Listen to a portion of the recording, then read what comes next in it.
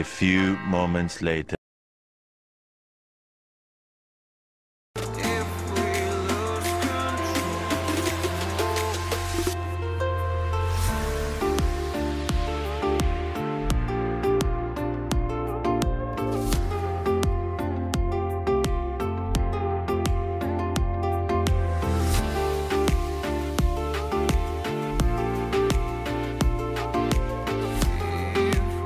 The next day. Hello mga Rain! Walking tayo papunta sa duty. Akala na iba sa hospital ako nag-work. Dami kung bakit. Ayan ang hospital! Ayan siya. Ayan. Hospital yan. Madadaanan ko siya papunta sa pinag-dutyhan ko. Yung ginalagaan kong matanda.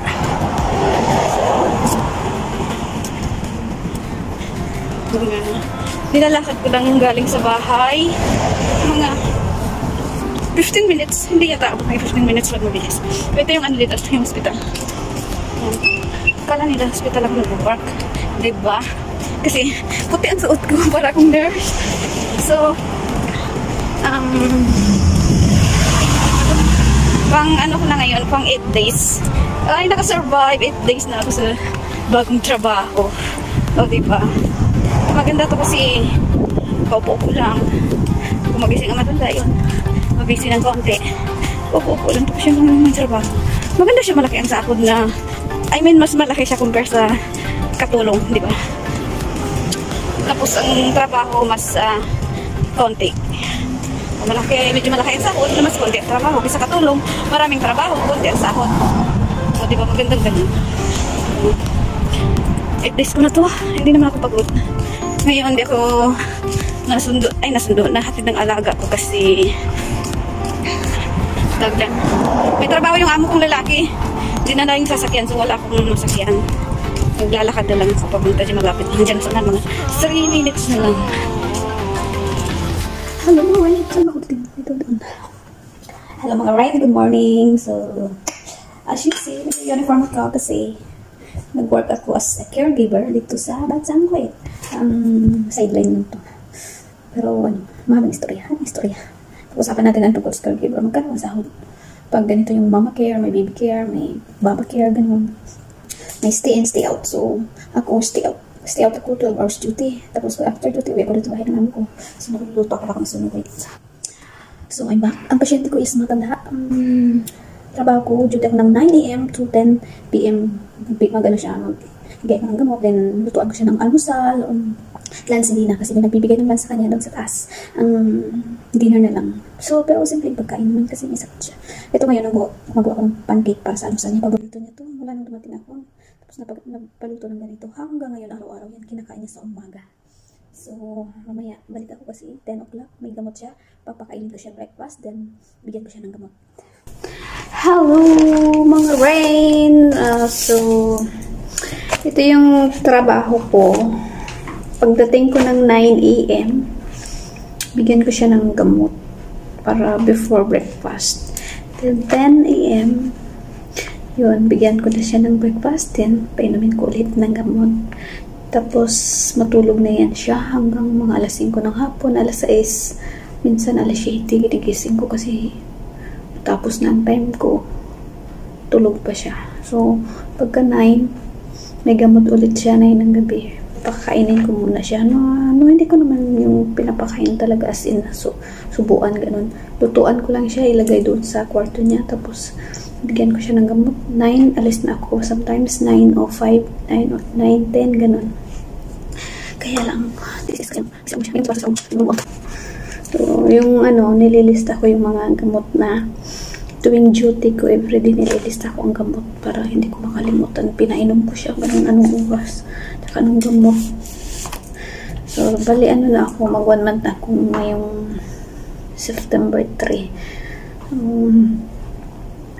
Easy lang ang trabaho. Wala naman siyang insulin kasi gistap. Dati nag-i-insulin siya, mag-stop siya. Tapos, yan lang, gamot lang. Tapos, konting linis sa kwarto niya. Linis, hugasan yung CR. Tapos, minsan nagpapalabas siya ng damit niya, kinakamay. So, kaya naman. Doon nga sa amoy, marami namang labahin, pero washing. Sa kanya gusto niya ikamay. Sinusunod ko lang para hindi siya magalit kasi pag mag-away kami may sira ulo. So ayun, napainom ko na siya ng gamot. Binigay ko yung luto kong pancake. Kumakain na sa taas. Then dito na ako sa baba. Upo na ako hanggang hapon. Wala na akong trabaho. So easy lang, diba? Kaysa compare sa buhay katulong, ang pagod. Pero alam nyo, paggabi umuwi pa rin ako doon sa amo ko. Yung amo ko na matagal ko ng amo, 10 years na ako doon. Doon ako umuwi, doon ako natutulog. Ang masabi ko talaga na very lucky ako kasi alam nyo, pinayagan ako magtrabaho sa labas. Tapos doon ako umuwi sa kanila. Libre pagkain, kung gusto kong kumain, lahat libre. Tulog, kwarto, lahat parang bahay ko. Yung amo ko na matagal na, parang kapatid na nila ako. Yung free ako, lahat magawa ko, yung parang parang bahay ko na. Then umaga alis ako, uuwi lang ako doon gabi. Pero pagdating ko doon, natulong naman ako kasi walang katulong ako dati. Ako naglalaba ko, nilalagay ko sa washing, tapos pag umaga lagyan ko ang washing machine, tawagan ko lang yung amo ko or alaga ko, naalisin yung nilagay ko mga damit. Tapos isampay na yan nila. Ako lang magtupi pag uwi ko ng gabi. Tapos ligpit. Hindi ko naman tinatrabaho lahat kasi syempre hindi ako pagod dito sa trabaho. Yung pagod lang pag kulang sa tulog. Tulog talaga ang kulang. Pag ganito, kulang ako sa tulog. So ngayon, napagod ako salita. Ang sahod nga pala pag-usapan natin, no? Magkano ang sahod ng caregiver dito sa Kuwait, no? Bagong pasok ako sa company na yan, sahod ko nasa 300 KD without transport. Hindi na ako kumuha ng transport from company kasi malapit lang yung sa bahay ng tinitirhan ko itong work ko. So doon ako nagwo-work. Ano ba yan? Nandito ako. Malapit lang. Pwedeng lakarin pero mainit minsan sumasakay ko. So 300 KD ang sahod dito. Pag may transport ka, galing ng company, 250. So malaki talagang diferensya. So ayun mga friend, ito na sahod. Pag nasa piso mo, ang 300 KD is nasa 49,000. So tsaka 1 day off lang. In 1 month is a day off lang. Parang katulong din. Katulong naman talaga. Pero ang kaibahan lang, mas ang trabaho, mas maganda kasi wala masyadong trabaho. Mas mahaba yung upo ko. Makaano ka lang, depende kung makakuha ka ng pasyente na hindi nagpa-pampers, walang diaper, walang mga injection. Itong pasyente ko, normal case lang siya, gamot lang. Kaya mabang hindi pagod. Pag naman, stay out yun na 12 hours duty, 300 KD. Tapos pag stay in ka, nasa 450. Pero depende lang talaga sa mapuntahan mo, anong pasyente. Kasi ang iba pagod, walang tulog. 24 hours, 450. So malaki-laki na yun sa Pinas. 450 times 165, malaki na yun siya. So ang akin, okay na yan kasi stay out ako.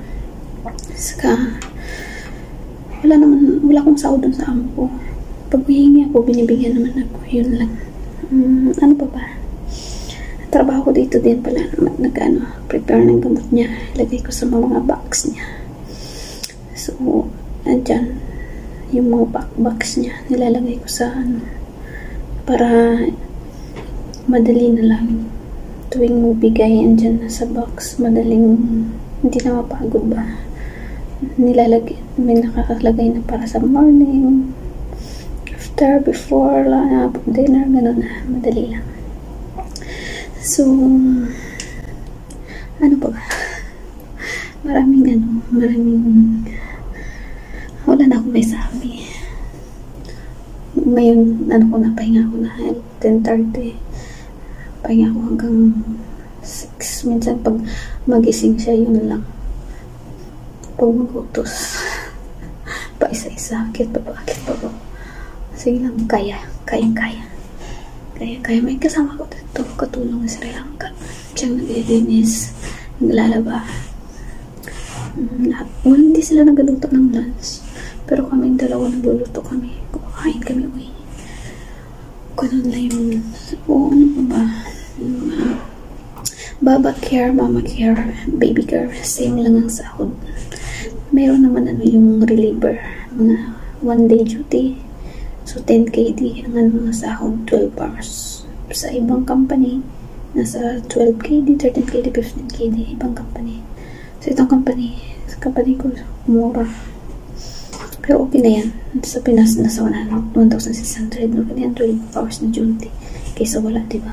Malaki na yan. Pag may duty ka pa na ganyan, parating ganyan, reliever, mas malaki kaysa... Ay, pareho lang din pala. Kasi 30 days times 10, 300. Ganun lang din.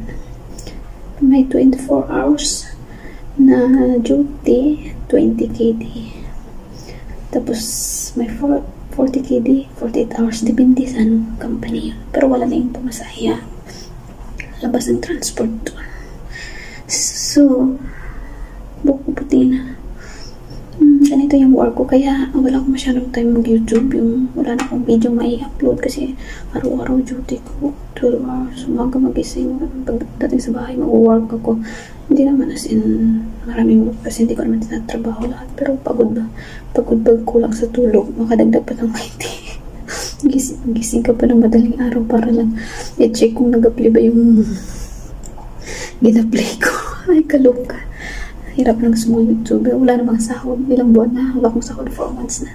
Pero parang ayaw ko rin bitawan ng YT ko kasi sayang. Monetize na kasi. Kaya, ewan, tingnan. Parang gusto ko nga pahinga muna kasi hindi ko kaya. Kulang sa tulog. Tapos dito ako, 12 hours. Uwi ako sa bahay. Gabi na lang. Isang CP lang ang meron ako. Ang laptop na sa bahay. Iniiwan ko. Minsan iwanan ko, nag-stop din. Useless. Iwanan ko ang wifi. Iwanan ko ang laptop. Iwanan ko nag-play. Nag-stop din siya. So, ayun na Ayun na mga Rain. Ganito yung trabaho dito.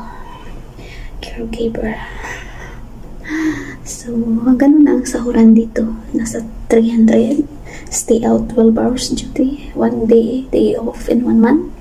Then, stay in for 50. May 430, may 420. Depende sa deal ng client. Then, 1 day duty. 12 hours, 10 KD. May 12 KD, may 15 KD, may 20 KD. Depende. So, ganun na yun. Ang rate ng value ng piso sa KD is 165 sa ngayon. Hindi ko lang na-check kung bumaba o tumaas. So, parang tinatawa ko ng matanda. Sige na. So, ayan ang video natin. And I love you.